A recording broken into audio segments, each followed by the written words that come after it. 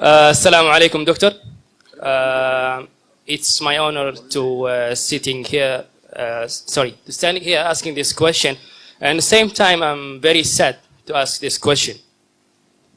If the Qur'an is a book of the guidance, and the Islam is a religion of the knowledge and all this, then why we are Muslim as a nation, as a majority, we are standing in the back among the nations? Why when we compare our nation with the other nations, we see a big hole between us and them? You was asked a very good question, very important question, very relevant question. That if Qur'an has so much of information regarding science, technology, it's a book of knowledge, book of guidance, then why are we Muslims backward? It's a very good question. The reason is, if we look back into the history, from the 8th to the 10th century, we read in the historical books, the Europeans, they called it as the Dark Ages. Dark for whom? Dark for the Europeans. The Arabs, the advancement they made in science and technology was phenomenal. If you had to know about science, if you want to do research of science, you had to learn Arabic. Like how today we learn English. At that time, the Muslims were on top of the world because we were close to Qur'an and Sunnah. Today, the reason the Muslims are backward is because we are far away from Qur'an and Sunnah. So Qur'an is not to blame, you and I are to blame.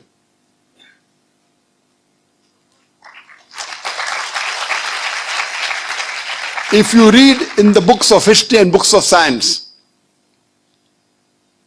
I said in my lecture, Ibn Nafis, 600 years after the Quran was revealed, was the first to describe the blood circulation. In a textbook, we know about William Harvey, we don't know about Ibn Nafis. So two reasons is there. Number one, Muslims have gone away from Quran and Sunnah. Number two, media.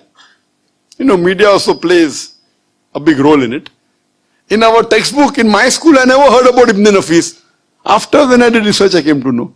In my textbook was mentioned William Harvey. The first person who drew the world map of the world was Al-Idrusi. In 1154, he was a Muslim. Do you know the numbers that we have? 1, 2, 3, 4. What's it called? What's it called? 1, 2, 3, 4. What is it called? Say loudly. Arabic numerals. How we have Roman numerals? 1, 2. Arabic numeral. Why? Because 0 was first introduced by the Indian. The Arabs took it up, put a decimal point, and we have the Arabic numerals. If you know about Al-Abthusi, he was the one who discovered the Pythagoras theorem, which we learn in school. We learn Pythagoras theorem, we don't know the name of Abthusi.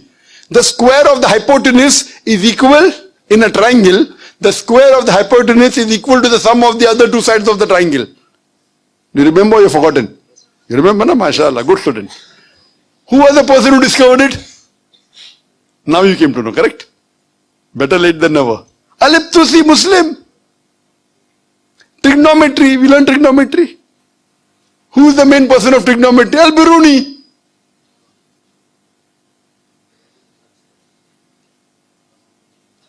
We learn chemistry. Who's the father of chemistry? We know Geber. It's not Geber, it is Jabir ibn Hayyan. They want to, change the name, westernize it, Geber. So Geber looks like a westerner, sounds like a westerner, correct? It is Jabir ibn Hayyan. He is the father of chemistry, wrote more than 200 pages, 2000 pages. He was the first who distilled alcohol. Alcohol comes from the Arabic word al-gul. Alcohol is Arabic, al-gul meaning evil spirit. He distilled it. How many people know about Al-Kindi? At the time when Newton, who's the biggest scientist in the world history, Newton said all laws are absolute. Al-Kindi said no, all laws are not absolute, they are relative. Later on, Albert Einstein came. All have heard about Einstein. How many of us have heard about Al-Kindi? The two brothers, Muhammad Ahmad and Hassan Shakir, they told the area of the earth from an angle at the Red Sea. At a time when we didn't even know sure whether the earth was spherical or not. At that time they told the area of the earth which was quite accurate.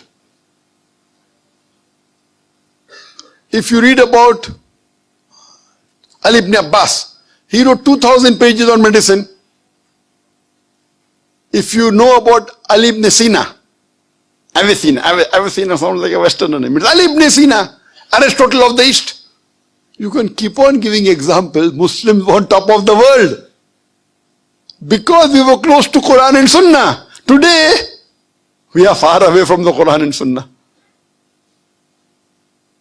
That time, if you wanted to get advanced in science and technology, it was compulsory you learnt Arabic. Arabic was the language on top of the world. Today, where is it? Who's to blame? We are to blame. So my request to all the Muslim brothers and sisters, you go back to the Quran. Study the Quran. Quran is the most positive book in the world.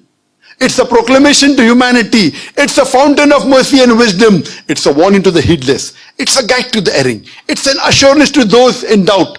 It's a solace to the suffering and a hope to those in despair. You can get all these benefits only if you read the Quran with understanding. If you don't know Arabic, read the translation of the Quran in the language you understand the best. Implement it, inshallah, it will be a guidance for you for your full life and you'll see your life change. Hope that answers the question.